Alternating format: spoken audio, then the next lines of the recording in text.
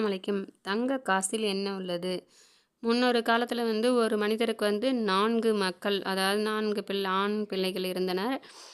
அம்மனிதர் திடீரென்று நோயினால் பீடிக்கப்பட்டார். அப்பொழுது 4 சகோதரர்களில் ஒருவர் தம் சகோதரரிடத்தில், சகோதரர்களே, தம் தந்தை குணமாகிவிட்டால் உங்களில் யாருக்கும் சொத்து கிடையாது. ஆனால் நம் தந்தை இறந்து விட்டால் எனக்கு சொத்து வேண்டாம் என ஒப்பந்தம் செஞ்சுக்கிறாங்க.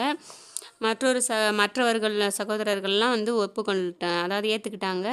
இந்நிலையில் அவர்களோட தந்தை இறந்துட்டார், மௌத்தாயிட்டார். ஒப்பந்தப்படியே அவ்வாலிபருக்கு கொடுக்காம மற்ற சகோதரர்கள்லாம் சொத்தை பங்கிட்டு எடுத்துக்கிறாங்க. இந்நிலையில் அவ்வாலிபர் தம் தந்தையை கனவுல காண்றாரு.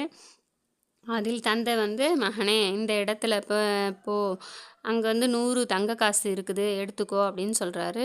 அதற்கு அவ்வாலிபர் இதில் அல்லாஹ்வின் அபிவிருத்தி பரக்கத்துண்டா என கேட்குறாரு. இல்லை மகனே என கூறி அவ்வாறே அந்த தந்தை மறைஞ்சிடுறாரு.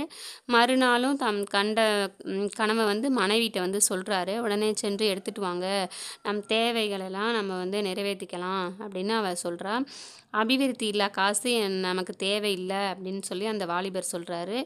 மீண்டும் மறுநாள் அவர் தூங்கும்போது இரவில் கனவுல தந்தையை பார்க்குறாரு. அதில் மகனே, இந்த இடத்துல 10 காசுகள் இருக்கிறது, எடுத்துக்கோ அப்படின்னு சொல்கிறாரு. தந்தை விடிந்ததும் மனைவி கிட்ட சொல்கிறாரு. அவன் முதல்ல போலவே கூறிடுறா அந்த மனைவி. ஆனால் அப்பணத்தை அவர் விரும்பலை.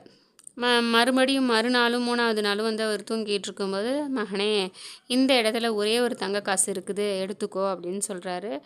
அதில் அல்லாஹுடைய அபிவிருத்தியும் பரக்கத்தையும் இருக்குது அப்படின்னு சொல்லிட்டு மறைஞ்சிடுறாரு.